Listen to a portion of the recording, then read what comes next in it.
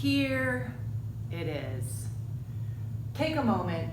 This is the full and complete unit circle with all of the radian measures, all of the coordinates. Maybe take a moment, press pause, check your work from AW 2.1 to make sure you've got the same thing. Quadrant 1, all x's and y's are positive. Quadrant 2, x's are negative only. Quadrant 3, y's and x's are both negative. And quadrant 4, y's are negative. All right, screenshot, do your thing, whatever you need to do. You might be wondering, cool, Stolte, but what is the point?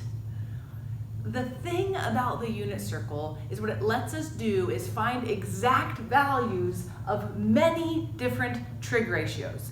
Sine, cosine, tangent, we can now know them exactly. No more calculators, no more trig tables, just the knowledge of our big old brains. Let's take a look at how we use it. All right, so here's the whole point. Let's say I know I have a unit circle here, radius of 1, and I've got some point, this one, P, on the unit circle. We know, again, the coordinates on the Cartesian plane are always x and y. And again, we knew that radius was 1. That radius of 1 is the really special piece. And what we're looking at here is for that point, right, again, coordinates x and y, we can talk about that angle, that theta, whether it's in degrees or radians. Going back to our trig functions, our trig relationships, we know for this, for instance, let's take a look at cosine. We know that cosine is the relationship, right? So katoa is the relationship between the adjacent side and the hypotenuse. When I'm looking at this angle, the adjacent side is x. The hypotenuse is 1. Which is essentially what tells us x divided by 1, cosine of an angle is x. It is the x coordinate of that point. The reason we put all those coordinates around this unit circle is because the x values of each one are the cosine values for those angles. So for instance, if you wanted to know the cosine of 60 degrees, you could type it in your calculator to check. But we know the cosine of 60 degrees because the x coordinate at 60 degrees, or pi over 3 radians, is a half. Check it on a trig table, check it on a calculator. It's true, I'm not making this up.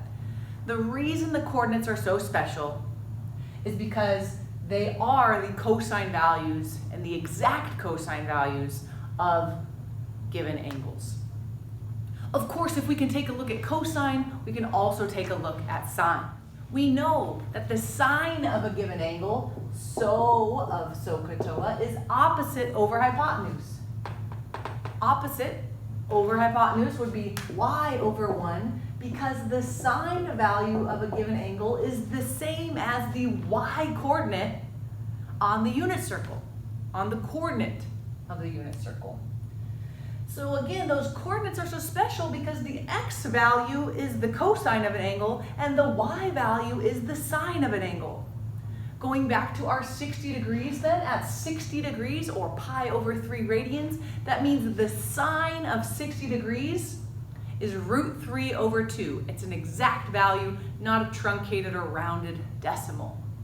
You could check that too. And moving right along then, of course, we're wondering the questions, right? Okay, we got cosine, we got sine. Of course, I want to know about tangent. How does tangent show up on the unit circle? Well, for tangent, we know that tan is opposite over adjacent, which is opposite over adjacent, which is y over x, which maybe doesn't simplify as nicely. But we can see, since we know the x and the y coordinates, it also means I could do a little bit of work to find out the tangent of a given angle. But you might also notice another definition of tangent, where tangent really gets crazy, is that since tangent is just y over x, but y is just the sine of the angle, and x is just cosine of the angle, it also allows us to give this new definition as tangent the ratio between sine and cosine. the ratio between y and x. It's these definitions that give the unit circle its power. But still you might be wondering, well, cool, but how do I use it? So let's take a look at an example. All right, so let's say I gave you this example problem. Find the exact trig values, that's sine, cosine, and tangent, when theta is 5 pi over 6. Now our goal, right, where I want you to be eventually, is that you don't need to reference your complete unit circle. The goal is that that unit circle gets burned in, engraved into your brain because it's based on the understanding.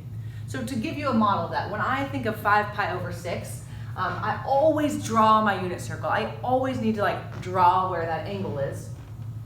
Okay, so there is my unit circle, it's a little one. I know 5 pi over 6, honestly, the way I think about it, is it's close to 6 pi over 6. And I know that this is pi. Right, I know that 180 is pi. So 5 pi over 6 is that little sliver less than pi. It would be right there, right? Which helps me identify the coordinate here. So I'm thinking about 5 pi over 6, and then I'm thinking about my coordinate. And again, the way I think about my coordinate is, was the x or the y longer? If it wasn't exactly the same, right? For those splits, those middle pieces. Since the x value was longer, I know that root 3 over 2 is longer. And it was negative because I'm going to the negative direction. So that would be the coordinates of my point. That would be the coordinates of my point, which would tell me, now I know cosine and sine right off the bat. I know that the cosine of 5 pi over 6 is negative root 3 over 2, because it's just simply the x value, the x coordinate of that point. And then I know that the sine of 5 pi over 6 must be a half. And I can then use those to find tangent, right? I know that tangent here, tangent is equal to y over x or sine over cosine. So tangent, of course, it's got to be a fraction, right? Would be sine over cosine. So a half over negative root 3 over 2. Remember how we've been working on fractions in class? Still applicable here. Changing this, if I want to change, divide that fraction, that's really the same as a half times 2 over negative root 3.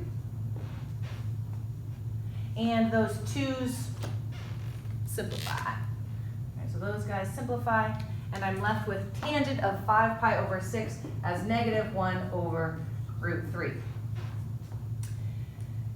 If you caught the little bonus of the last video though, typically we do not like square roots in the denominator, so to rationalize you just multiply by another square root.